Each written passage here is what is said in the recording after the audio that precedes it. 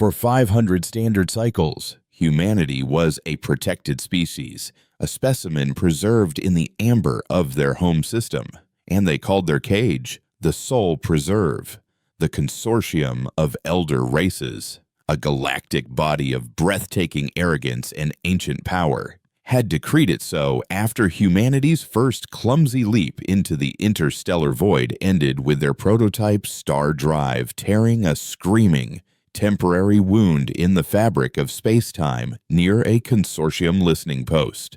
They were not punished, not exiled, but rather they were quarantined with a gentle, suffocating benevolence that was infinitely more cruel. Humanity. The Consortium declared in a transmission broadcast to their nascent world government was a species of profound potential and equally profound volatility, a child playing with cosmic fire, and for their own good. They would be cordoned off, studied, and gently guided until they achieved the emotional and philosophical maturity required to join the galactic community.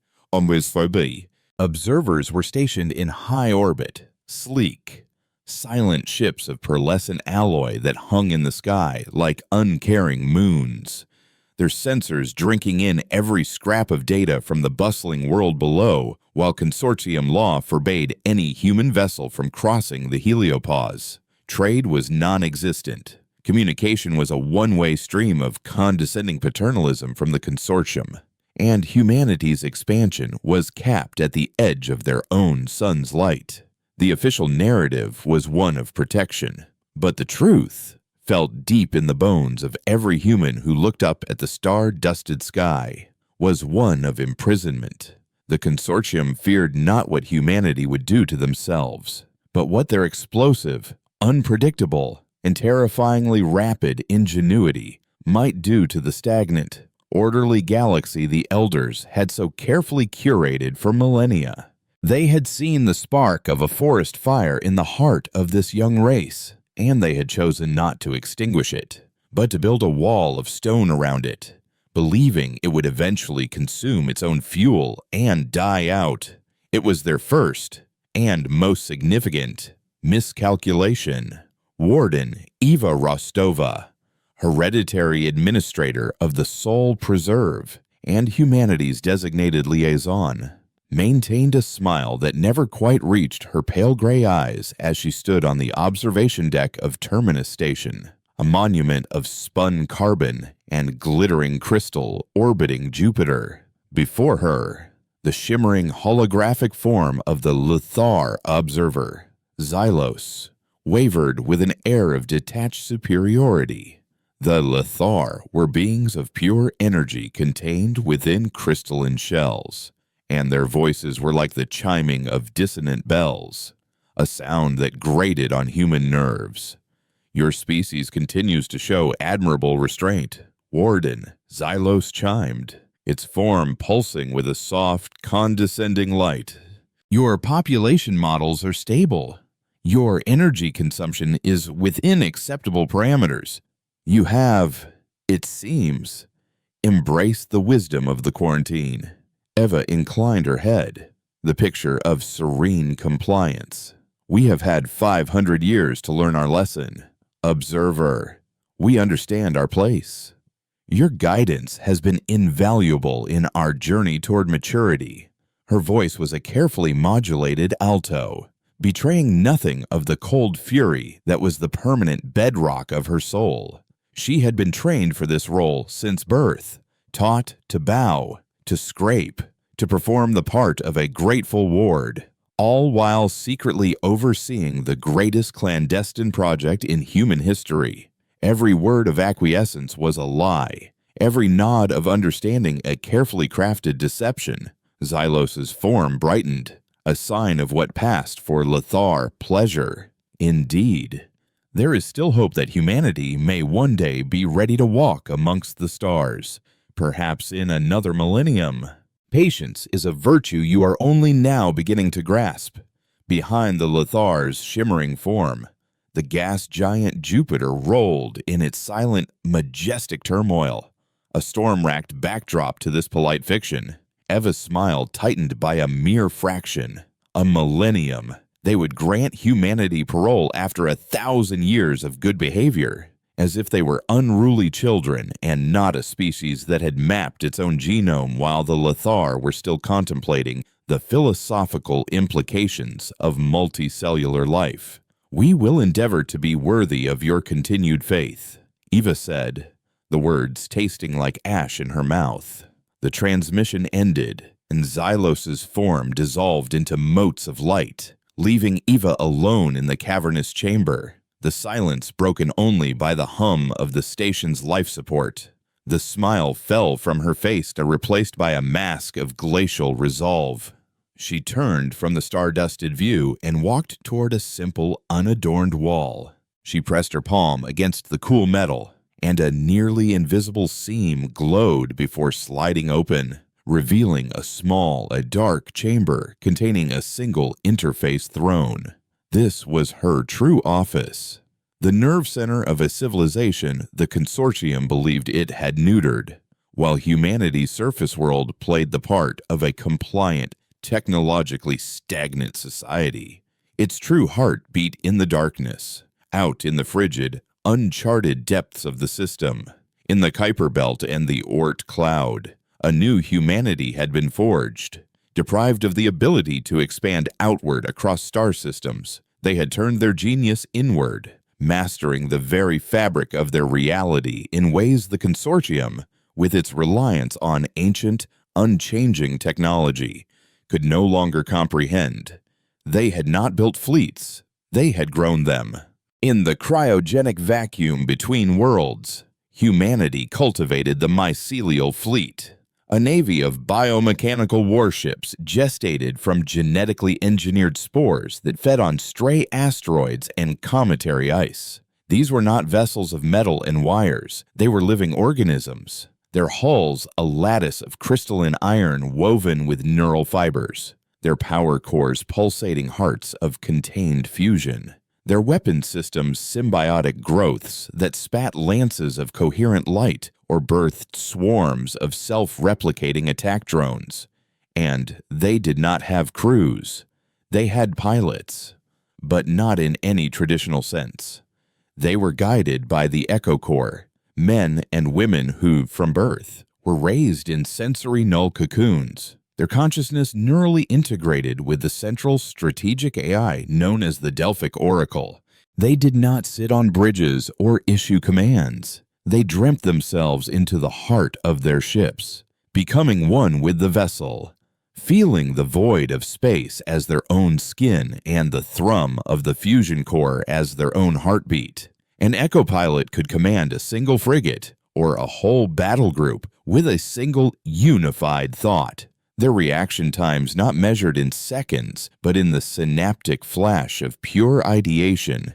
It was this secret, silent, dreaming navy that was humanity's true strength, a power grown in the shadows, utterly invisible to the Consortium's passive sensors, which were calibrated to detect the crude heat signatures of fission reactors and the electromagnetic noise of conventional technology. Eva settled into the interface throne, the cool gel of the neural connectors molding to her skull as the darkness enveloped her. The physical world of Terminus Station melted away, replaced by the non-space of the Oracle's consciousness, a silent sea of pure data where she was no longer just Eva Rostova, Warden of Sol, but Alpha Locus, the prime node in humanity's war machine. She could feel them all, the thousands of dormant mycelial ships, cold and silent in the deep black, a forest of sleeping Leviathans. She could feel the consciousness of the Echo Core pilots, dreaming their endless tactical simulations, honing their minds into perfect weapons, waiting for the day of the great uncaging. For 500 years, they had waited, generation after generation born into the secret, their entire existence dedicated to a single, unifying purpose to one day tear down the walls of their cage and show the Consortium the true meaning of volatility. A new sensation rippled through the Oracle's network, not from within the system, but from without. It was a priority alert, a coded message packet that had been sliced from a Consortium diplomatic channel by a deep space listening post hidden in a rogue comet. It had taken weeks for the signal to be relayed through a series of quantum-entangled comm drones, but it had finally arrived. Eva, as Alpha Locus, opened the packet, and the cold, sterile text of the Consortium's internal directive filled her mind. It was not a discussion paper or a policy proposal. It was an edict. The Lothar High Council, in conjunction with the other elder races, had concluded that the human experiment had failed. Their data suggested that despite outward compliance, the human genome was showing an increased proclivity for what they termed unstructured aggression and hyperadaptive ingenuity, traits they had decided were not precursors to maturity, but were, in fact, symptoms of an incurable civilizational pathogen. The quarantine was no longer sufficient.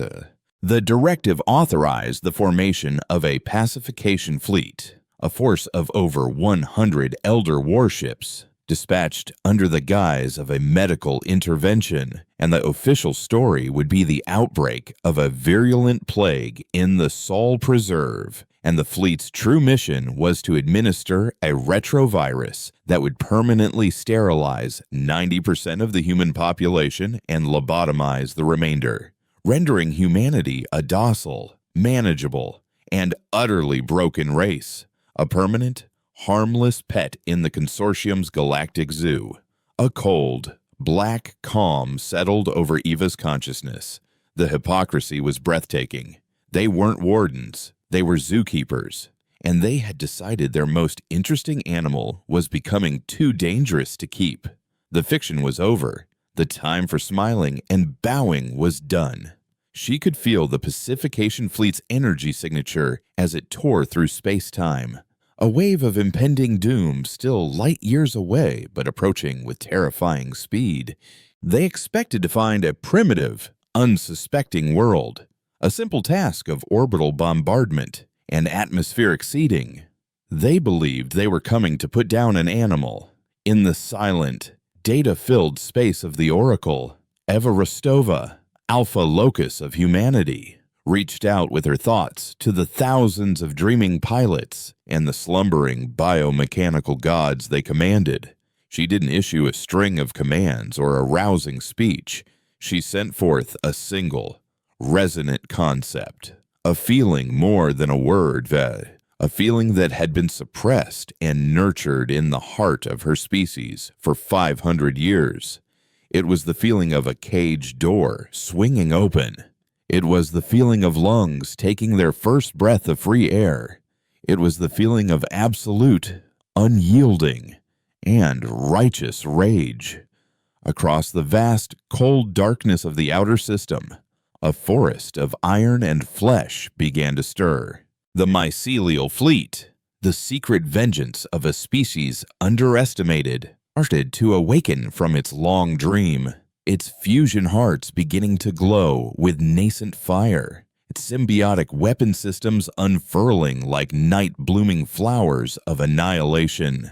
The Consortium's pacification fleet, resplendent in its ancient power and unshakable arrogance, made its final jump, emerging at the edge of the heliopause, ready to perform its merciful, sterilizing work.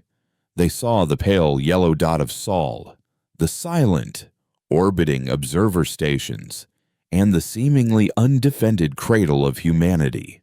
What they did not see, not yet, was the wave of silent, living darkness that was rising from the depths to meet them. A tide of predators that had been dreaming of this day for longer than the Consortium could possibly imagine. The hunt was about to begin. Admiral Vorlog of the Vesktar Ascendancy, Supreme Commander of the Pacification Fleet, surveyed the Sol system from the command throne of his flagship, the Unwavering Truth. His vessel was a masterpiece of elder engineering, a kilometer-long sliver of pristine white alloy and glowing azure energy conduits, a ship designed not for war, but for the imposition of absolute, unchallengeable order. His fleet of 112 such vessels hung in a perfect, geometrically flawless formation, a testament to the discipline and power of the Consortium. On his main view screen, the blue marble of Earth floated with a placid, ignorant beauty. Vorlag, a being whose reptilian ancestry was evident in his scaled crest and slow, deliberate blinks, felt a flicker of something akin to pity. It was a shame, truly, to have such vitality, such chaotic potential, only to have it curbed like a misbehaving pet. But the will of the elders was law, and the health of the galactic body politic was paramount. This calling was not an act of malice. It was an act of cosmic hygiene. His communications officer, a slender Karathi with multifaceted eyes, chirped a report. "Admiral, the Human Observer Station. Terminus is hailing us. They are requesting our intentions. Standard quarantine protocols." Vorlag made a dismissive gesture with a three-fingered hand. "Inform the warden that we have detected signs of a severe biological contagion and are here to render medical assistance under the preservation mandate." A standard, calming fiction. She will have no reason to doubt it. He settled back into his throne, already anticipating the quiet efficiency of the operation. Orbital platforms would deploy the sterilization nanites. The atmosphere would be seeded with the pacification retrovirus. And within a single solar cycle, the human problem would be solved. They would never even know what had been taken from them. That was the moment the universe tilted on its axis. It did not begin with a warning or an energy spike. It began with a distortion, a ripple in the fabric of space that the unwavering truth's ancient sensors struggled to categorize. It was not a hyperspace rupture or a wormhole signature. It was, for lack of a better term, a stain, a patch of the void that was suddenly impossibly darker than the space around it. From these patches of absolute black, they emerged, not in flashes of light or bursts of speed, but with the silent, horrifying inevitability of a fungus blooming on a corpse. The mycelial fleet materialized in the perfect geometry of the pacification fleet was shattered by the presence of a living, breathing nightmare. Vorlag stared, his centuries of military doctrine and strategic certainty evaporating in an instant. These were not ships. They were abominations. Vast, asymmetrical hulks of what looked like blackened, chitinous plating interwoven with pulsing veins of sickly green light. Some were sleek and predatory, like deep-sea hunters, while others were colossal, tumorous behemoths that bristled with crystalline spines and organic weapon emplacements that twitched with a semblance of life. There were no viewports, no communication arrays, no visible engine ports, only the silent, malevolent thrum of a power source that defied all known principles. "Identify them," Vorlag roared, his voice for the first time in his career edged with something other than command. The Karathi officer frantically manipulated its console, its multifaceted eyes wide with disbelief. No energy signatures. "Admiral, no heat, no radiation. It's like they aren't there. But visually, they are closing. Unidentified biologicals, massive scale." The pacification fleet reacted with the speed and precision for which the elders were known. 100 warships pivoted as one, their primary weapon arrays glowing with focused azure energy. The first volley was a wave of pure, coherent destruction, enough power to crack the crust of a small moon. It was an expression of overwhelming force, meant to obliterate, to annihilate, to end the confrontation before it could begin. The lances of blue light crossed the void and struck the lead mycelial vessels. And then the second impossibility occurred. The chitinous hulls did not shatter or explode. They rippled, they flexed, and where the beams struck, The armor hissed and bled a viscous, phosphorescent ichor that seemed to absorb the energy, hardening into a cauterized, reflective scar tissue in seconds. The ships had been wounded, but they had not been stopped. They healed. Before Vorlog's bridge crew could process the sight of a warship regenerating, the human fleet responded. In the null cocoon of the frigate Nightshade, Echo 7 felt the Consortium's attack not as an explosion, but as a sharp, searing pain along his quarters, their left flank. The distinction of self had ceased to exist the moment they had awoken. They were the ship, and the ship was them. The pain was followed by a cool, soothing sensation as the ship's regenerative systems flooded the wound with nutrient-rich fluid, the nanites within knitting the living hull back together. There was no fear, only a cold, predatory focus. The Oracle's command rippled through their shared consciousness, not as a sound, but as a pure concept: devour. Echo 7's thought was a lance. Hunt. The Nightshade flexed its ventral tendrils and vomited a cloud of shimmering, microscopic drones. They were not machines. They were bioengineered spores, propelled by their own metabolic processes, and they swarmed toward the nearest Consortium cruiser, the Harmonious Intent. The spores impacted the pristine white hull not with explosive force, but with a quiet, insidious touch. They began to eat. The cruiser's shields, designed to stop energy blasts and kinetic projectiles, were useless against a biological agent that simply phased through them on a molecular level. Within moments, patches of the hull began to corrode, to dissolve into a gray, bubbling sludge as the spores replicated, consuming the alloy for fuel. Alarms blared across the Harmonious Intent's bridge, but it was too late. A larger mycelial vessel, a cruiser designated a harvester, fired its primary weapon. It wasn't a beam or a missile, but a glob of contained gravitational distortion, a singularity that unfolded upon impact, not exploding, but pulling. The weakened hull of the Consortium ship buckled, groaned, and then imploded, folding in on itself in a silent, final scream of tortured metal. Across the battle space, the same scene was repeated with horrifying variations. Human ships didn't engage in orderly lines. They moved with the fluid, unpredictable grace of a predator pack.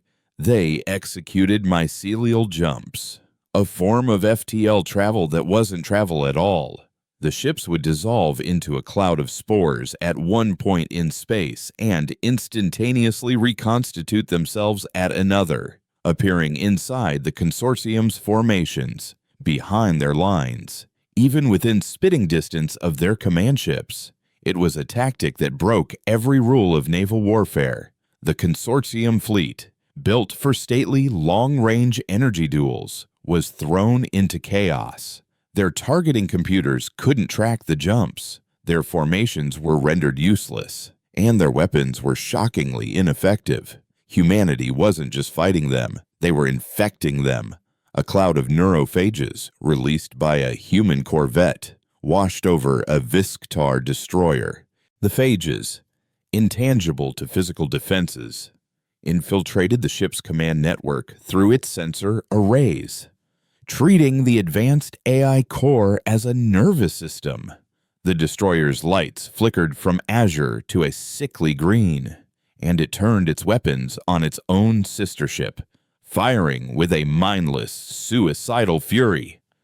On the bridge of the unwavering truth, Admiral Vorlog watched his perfect fleet tear itself apart. He saw ships being eaten alive, ships turning on each other, ships simply imploding as their structural integrity failed. A keening sound began to echo through his ship's comm system, a psionic shriek broadcast by the largest of the human behemoths, a living mountain of flesh and armor that the Delphic Oracle had named Yggdrasil.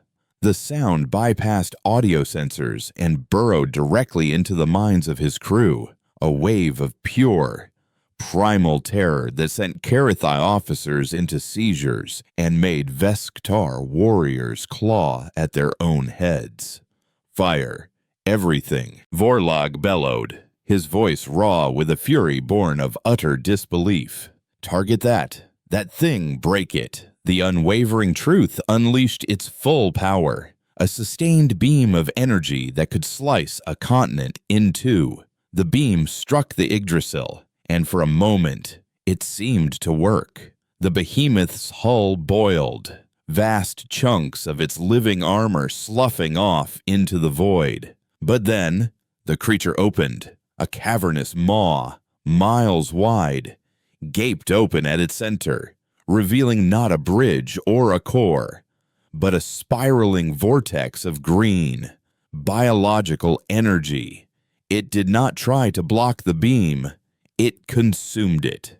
The energy of the Consortium's ultimate weapon was drawn into the maw, feeding the beast, causing the veins across its surface to glow with incandescent power. Then, with a final, soul-shattering, psionic roar, the Yggdrasil regurgitated the energy. It was no longer a precise azure lance, but a chaotic, untamed wave of emerald annihilation, a storm of pure life force and raw hatred that washed over the unwavering truth.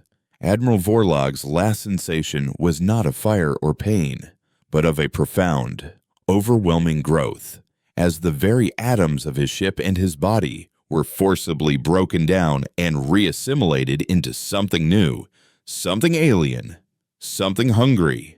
In the quiet data sea of the Oracle, Alpha Locus watched the battle unfold not as a series of chaotic images, but as a symphony of data streams.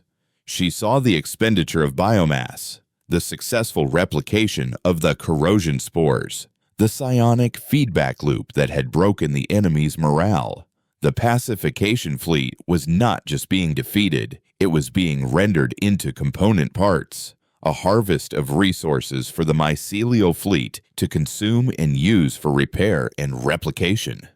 The battle had lasted less than an hour. Of the 112 elder warships that had entered the system, none remained.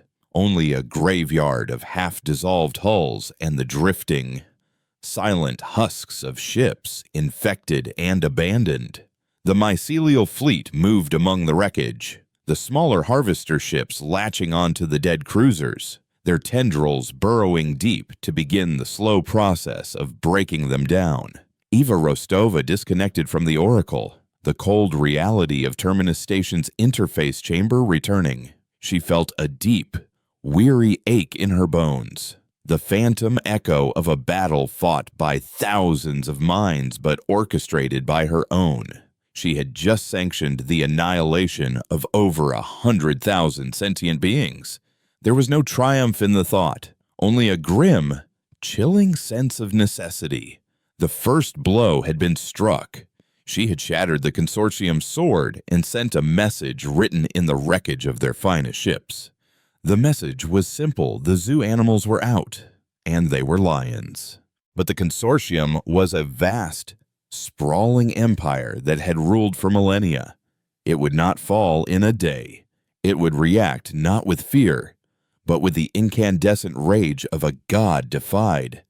The pacification fleet was just a vanguard. Now, the real war would begin. The quarantine was over. The preserve was broken. And in its place, humanity had just declared the existence of a new and terrible empire their own.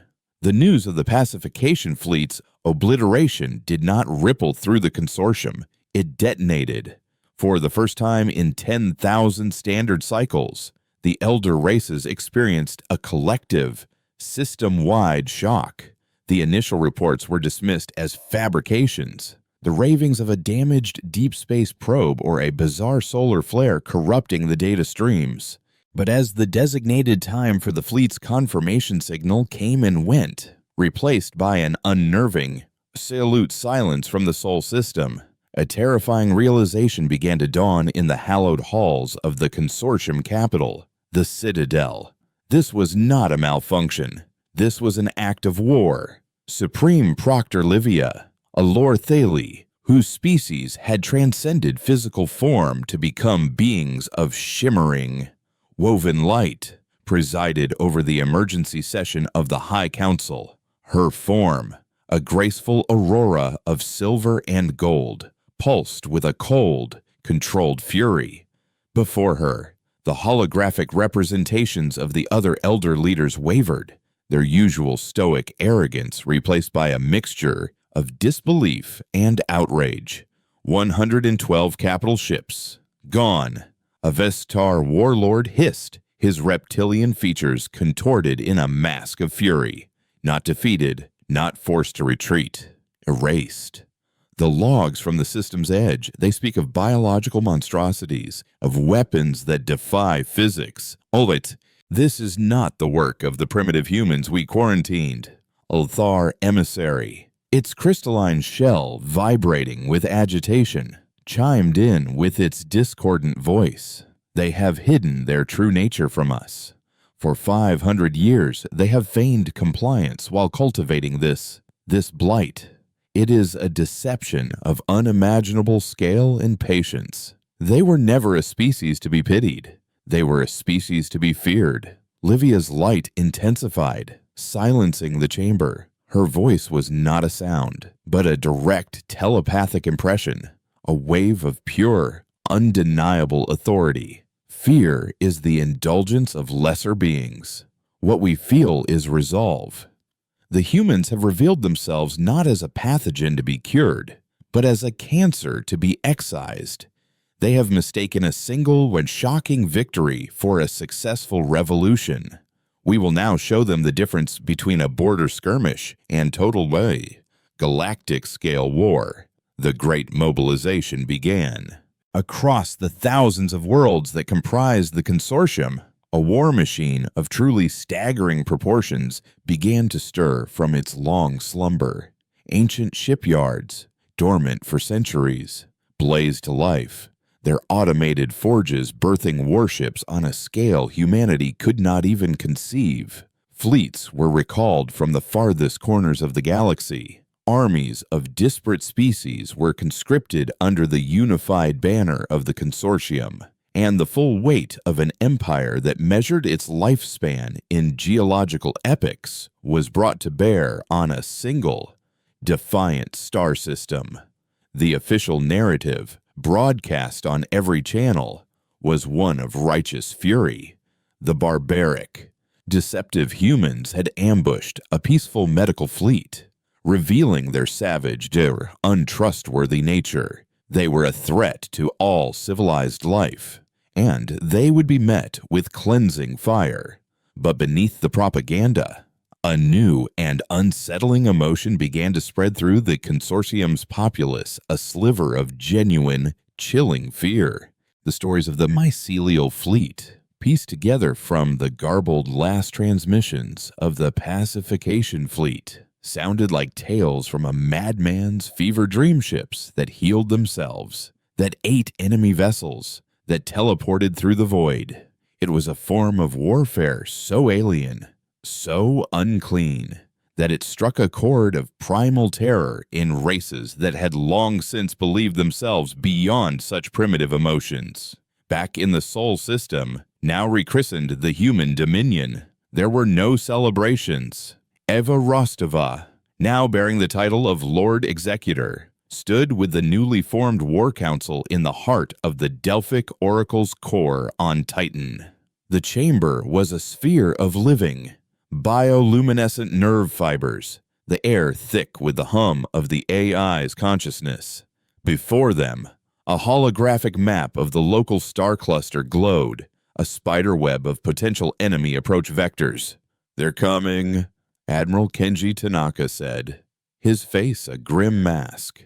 He was a man of the old world, a surface dweller who had been brought into the secret of the mycelial fleet late in life. But his tactical genius was undeniable. The Oracle is detecting thousands of hyperspace signatures building at the edge of the Oort cloud, not a fleet.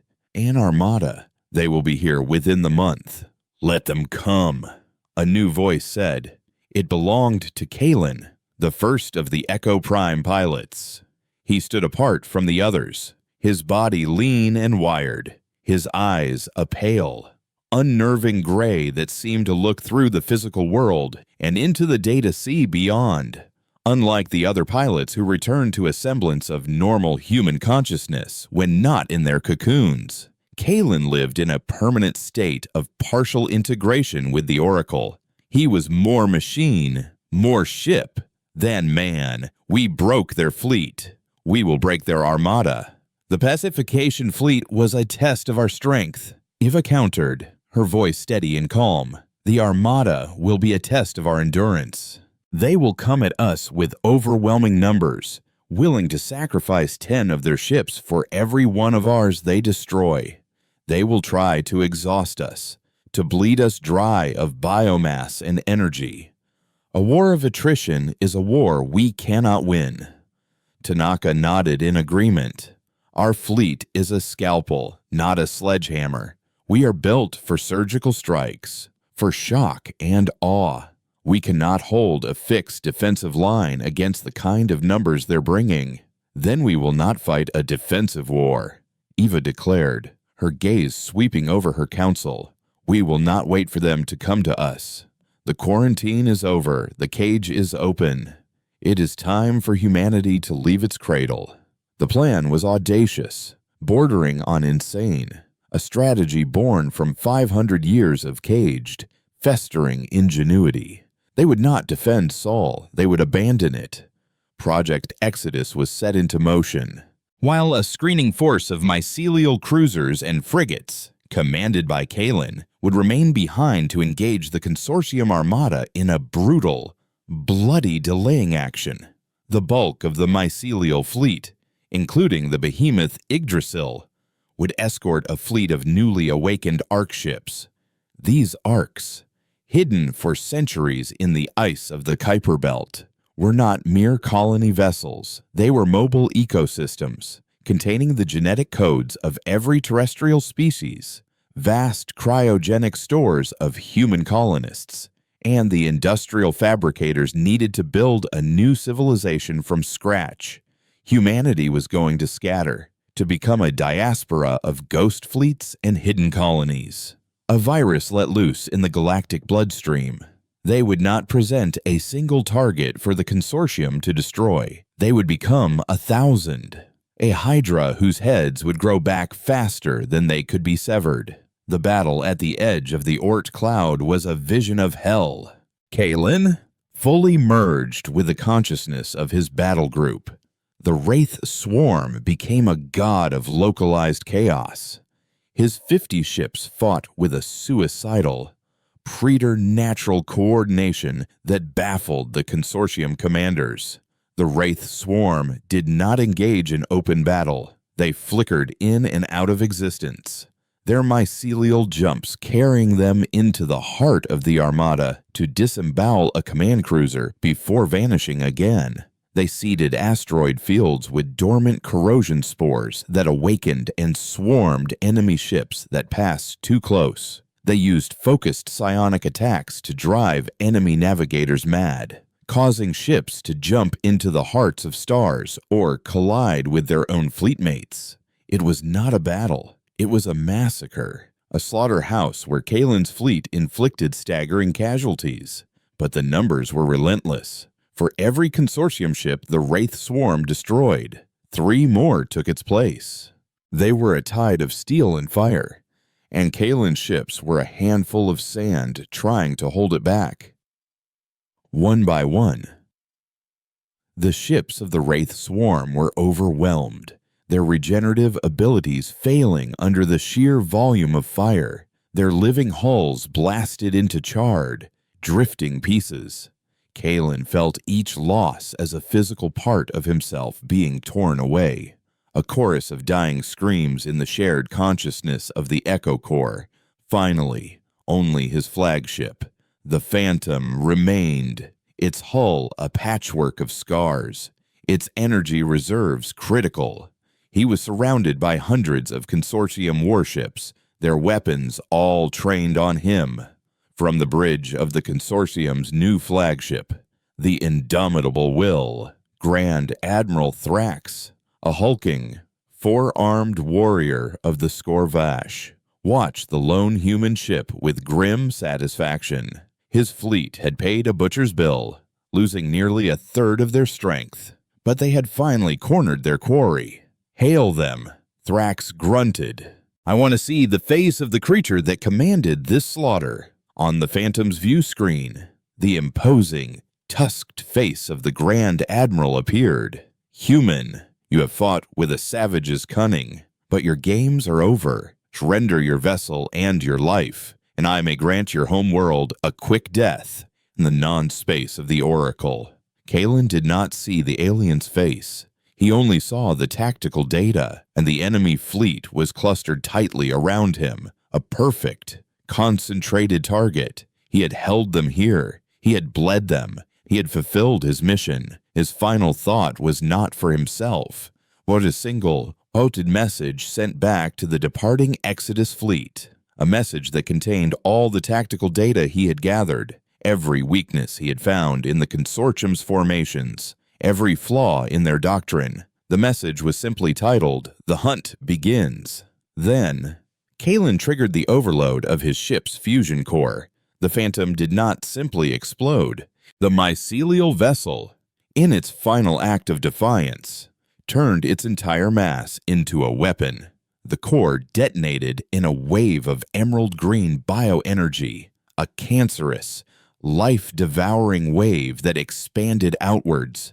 The Consortium ships closest to the blast didn't explode. They dissolved, their hulls and crews unmade, their atoms becoming fuel for the expanding wave. The chain reaction tore through the heart of the Armada, a green inferno that consumed hundreds of ships before it finally dissipated. Grand Admiral Thrax could only watch in horror from the safety of the fleet's edge as the center of his invincible Armada was turned into a cloud of incandescent dust. They had won. They had broken the defenders, but the cost was catastrophic, and the enemy commander had, in his final moments, turned his own death into one of the most devastating weapons they had ever witnessed. When the battered remnants of the Consortium Armada finally reached the Sol system, they found it empty.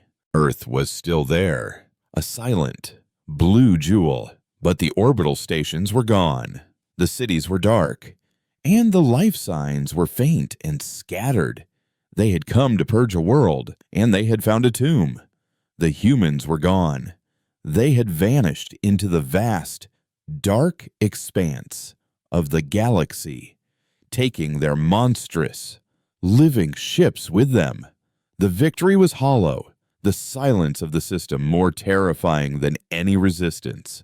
Thrax stood on his bridge, staring at the empty world, and for the first time he understood the true nature of the war he was fighting. They had not come here to destroy a species. They had come here to unleash one. Humanity was no longer a cancer confined to a single organ. It was now in the bloodstream of the galaxy, and the hunt was just beginning. The Exodus had been a brutal and desperate gamble, and it had fractured humanity.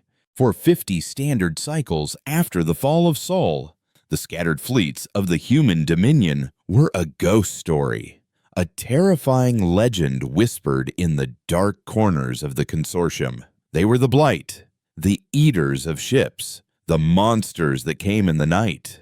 The Consortium, under the iron-fisted leadership of Grand Admiral Thrax, launched the Great Eradication, a galaxy-wide crusade to hunt down and exterminate the human diaspora.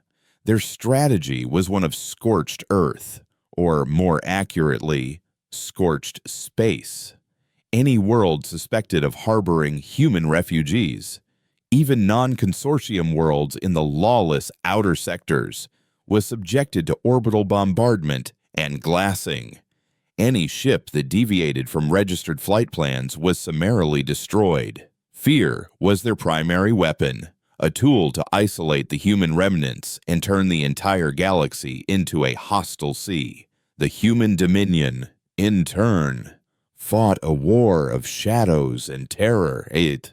Lord Executor Eva Rostova, now a near mythical figure known only as Alpha Locus, orchestrated the resistance not from a single command ship, but from the distributed consciousness of the Delphic Oracle, her mind a phantom presence across the scattered fleets. Humanity's war was one of survival, and they embraced the monstrous reputation the Consortium had given them. Mycelial fleets, now smaller and more predatory, would emerge from the depths of uncharted nebulae to ambush Consortium shipping convoys, not just destroying them, but consuming them, stripping the hulls for biomass to repair their own ships and grow new ones. They became true parasites, feeding off the very empire that sought to destroy them. They never engaged in pitched battles. They were raiders, saboteurs, and assassins. Echo pilot teams, their minds honed to a razor's edge by decades of constant warfare, would perform surgical strikes on key Consortium infrastructure. A single mycelial corvette, the Silence, would jump into the heart of the Xylo shipyards, release a cloud of hyper-corrosive spores that ate through the primary energy conduits, and then jump away, leaving the entire shipyard to tear itself apart in a chain reaction of exploding reactors.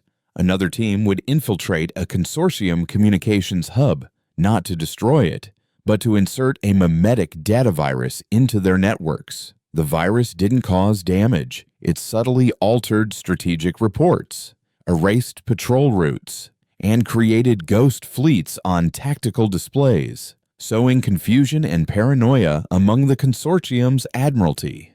The psychological toll on the Consortium was immense. Their enemy was everywhere and nowhere. They were fighting a phantom, a disease that had no cure. The elder races, accustomed to millennia of orderly, predictable warfare, were psychologically unprepared for humanity's tactics.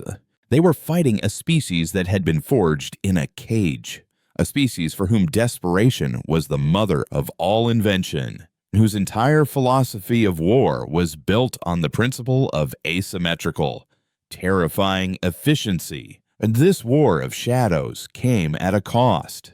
Humanity was changing. The pilots of the Echo Corps, who spent most of their lives in the sensory null cocoons, were becoming less and less human. Their minds, constantly intertwined with the cold, logical consciousness of their ships and the Oracle, began to shed the vestiges of human emotion. Empathy, compassion, and remorse were inefficient variables in the calculus of survival. They became perfect predators, their thoughts and actions driven by a pure, chilling logic. The rift grew most pronounced between the Echo Corps and the Naturals, the millions of human colonists who lived aboard the Ark ships, maintaining the genetic and cultural legacy of Earth. These colonists, led by a council of elders, saw the Echo pilots not as saviors, but as abominations, a necessary evil that was becoming more alien than the Consortium itself. They feared that in the process of fighting monsters, humanity was becoming something far worse. This ideological schism came to a head in the Thracian Nebula, a swirling vortex of cosmic dust and stellar nurseries that one of the largest human flotillas, led by the Ark ship Sanctuary, had chosen as a hiding place. The flotilla was protected by a battle group of mycelial warships commanded by a legendary pilot known only as Echo Zero. Zero was one of the first, a pilot from Kalen's generation, and his fusion with his ship, the Abyss, was so complete that he had not disconnected from the Oracle in over 30 years. He was considered the Dominion's deadliest weapon, a living ghost of pure tactical genius. The colony on Sanctuary had thrived in secret, building a small but stable habitat within a hollowed-out asteroid. They had maintained the old ways, celebrating Earth holidays, teaching their children history and art, and dreaming of a day when they could find a world to call their own. Their leader, Elder Maeve, was a staunch traditionalist who viewed the mycelial fleet with a deep and abiding mistrust. When a Consortium scout patrol stumbled upon their location, it was Echo Zero and his fleet that responded. The battle was short, brutal, and utterly one-sided. Zero did not just destroy the 4 Consortium cruisers, he dismantled them with a terrifying, artistic precision, using his ships to shear off their engine sections, disable their life support, and then leave the crippled, dying vessels adrift in the nebula. He did not grant them the mercy of a quick death. He wanted them to serve as a warning. But one of the cruisers managed to send a compressed distress signal before its communications were severed. Elder Maeve, horrified by the cold, calculated cruelty of Zero's tactics, confronted him, her image appearing on the view screen of the Abyss's Phantom Bridge. The bridge was not a physical place, but a construct within the Oracle, and Zero appeared not as a man, but as a silent, shadowy figure seated on a throne of woven neural cables. You had to do that. Maeve's voice trembled with rage. You had to leave them to suffocate in the dark. They were soldiers, yes, but they were living beings. We are not butchers. Zero's reply was not spoken, but impressed upon her mind, a sensation like ice water dripping down her spine. They are a threat. A threat is not a living being. It is a variable to be neutralized. Their slow death serves a tactical purpose. It will inspire terror in their reinforcements. Terror is a more effective shield than any armor. "This is what you've become," Maeve whispered, her face pale. "You are no longer human. You're just a part of the machine, a weapon that has forgotten its purpose. My purpose is your survival." Zero countered, the thought devoid of any emotion. "You cling to sentimentality, a luxury we cannot afford. You are the past. Elder, I am the future." The schism was now an open wound. Maeve and the Council of Sanctuary made a fateful decision. They believed that peace with the Consortium was possible, that if they could only show the elder races that not all humans were the monsters of the mycelial fleet, a dialogue could be opened. They believed the true enemy was not the Consortium, but the cold, inhuman path the Echo Corps was walking. Using hidden conventional technology, they sent a message of their own, a plea for peace broadcast on open Consortium channels, denouncing the actions of the Dominion's fleet and offering to surrender their colony as a gesture of goodwill in exchange for negotiations. Grand Admiral Thrax received the message on the bridge of the Indomitable Will. He listened to the human elder's plea, his tusked face an unreadable mask. To his subordinates, it looked like a breakthrough, a sign of fracture in the human resistance, a chance to end the bloody war. But Thrax was not a politician. He was a warrior who had seen the green fire of Kalen's death and the ghosts that ate his ships. He did not believe in human peace. He believed only in human deception. This, he concluded, was a trap, a clever, insidious trap to lure his fleet into an ambush within the nebula. He would not fall for it. He would answer this plea for peace with the only language he believed the humans truly understood: overwhelming, indisputable force. He dispatched a punitive fleet, not to negotiate, but to sterilize the entire Thracian nebula. Meanwhile, Everestova, as Alpha Locus, intercepted the colony's transmission. The betrayal stung, but it did not surprise her. She had seen this rift growing for years, but the colony's naivety was about to get them all killed and, worse, expose the location of one of their largest civilian populations. She sent a single, terse command to Echo Zero. Her orders were not to save the colony. They were not to engage the new Consortium fleet head-on. They were to observe, to learn, and to enact a protocol that had been designed for the darkest of possibilities, a protocol called the Scythe of Memory. As the Consortium's punitive fleet arrived, Elder Maeve and the colonists of Sanctuary prepared to greet them. Their small, unarmed shuttles moving to meet the warships, their hearts filled with a desperate, foolish hope. They did not know that Thrax's orders were absolute. They did not know that from the swirling, gaseous clouds of the nebula, Echo Zero and the Abyss were watching, their purpose no longer to protect, but to bear witness and to perform a final, terrible duty. The Consortium fleet opened fire without warning. The peace shuttles vanished in silent flashes of light. The Ark ship Sanctuary, the last bastion of old-world humanity, was shattered by lances of azure energy. Its hopes and dreams turned to ionized gas and frozen, tumbling wreckage. The entire colony, the habitat, the people, everything they had built and preserved, was annihilated in a matter of minutes. In the silent, phantom bridge of the Abyss, Echo Zero watched it all, his consciousness a cold, detached observer. He recorded every moment, every ship signature, every weapon discharge. He felt no anger, no sorrow. He felt only the cold, clear certainty of his purpose. The colonists of Sanctuary had been wrong. Peace was never an option. The Consortium did not want a dialogue. They wanted extinction. And in their act of ultimate barbarism they had just radicalized the last vestiges of sentimental humanity. They had proven Echo Zero right. When the last echo of the destruction faded, Zero sent the complete, unedited recording of the massacre to every remaining human Ark ship, every hidden outpost, every single natural in the diaspora. He attached no commentary, no orders, no propaganda. He just sent the raw, brutal truth of what the Consortium had done to a colony that had begged for peace. The effect was instantaneous and absolute.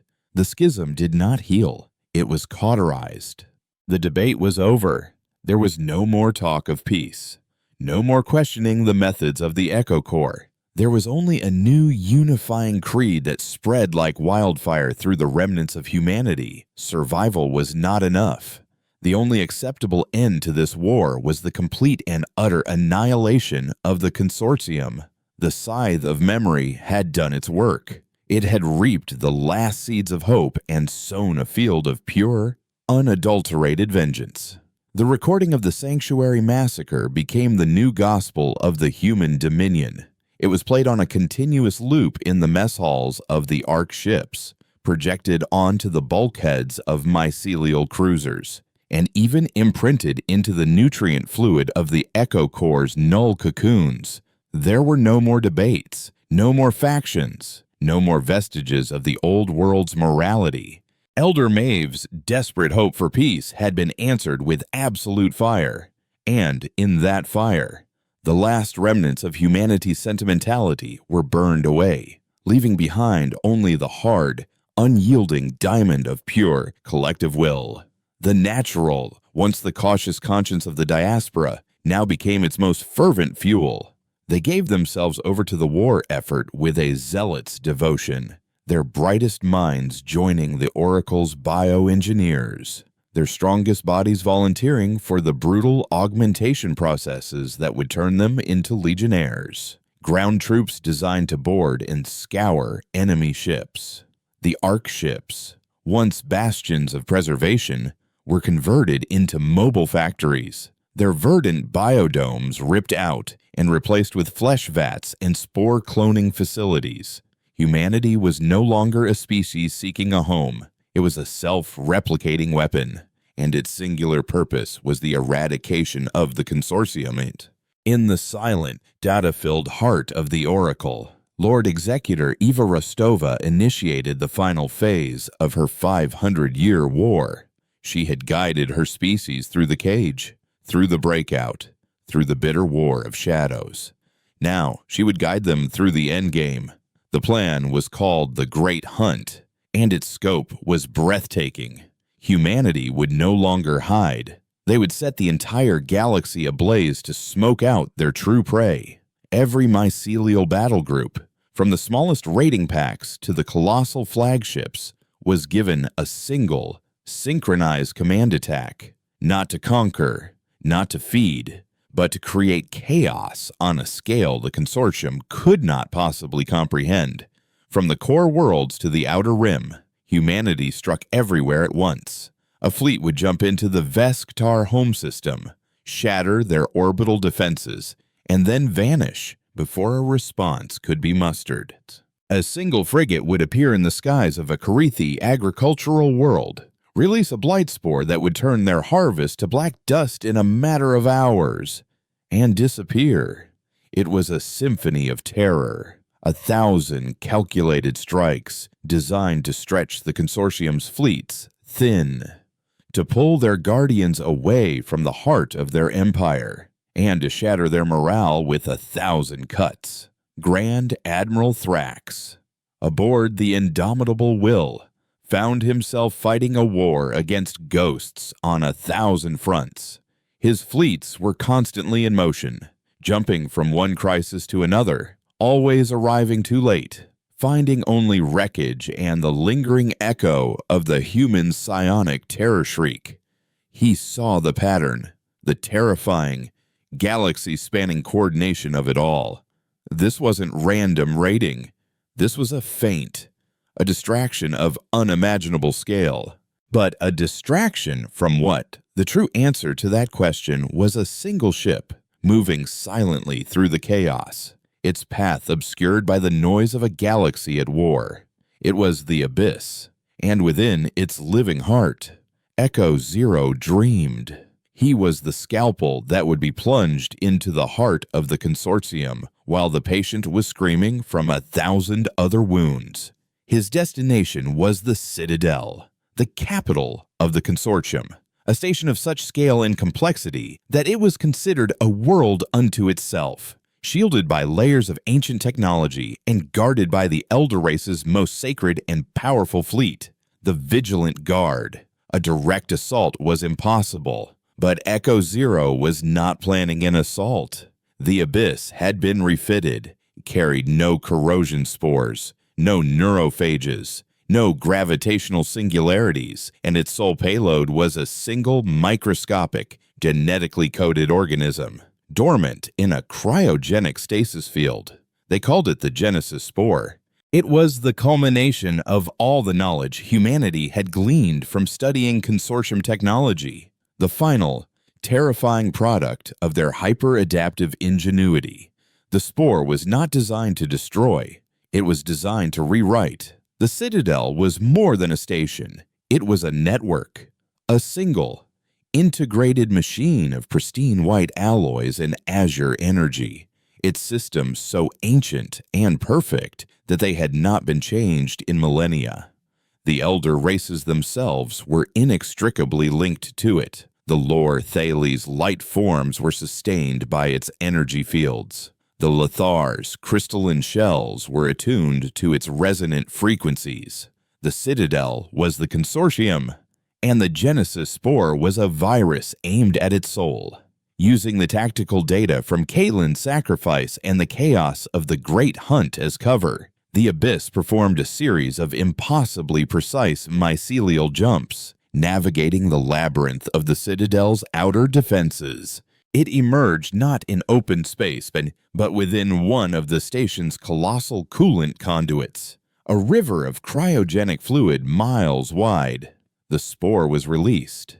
It was a silent and invisible drop in an ocean of machinery. The spore was programmed with a single, simple directive: seek the primary energy core, and once there, replicate and integrate. It flowed through the veins of the Citadel, a biological idea that moved with the cold, relentless purpose of its creator. It reached the heart of the station, a sun-sized sphere of contained energy that had powered the elder races for ages, and it began its work. On the High Council platform, Supreme Proctor Livia was directing the defense of the galaxy when the lights flickered. Not a power failure, but a shift in hue. The pure azure light of the citadel wavered, and for a moment, it was tinged with a sickly, biological green. Then, the transformation began.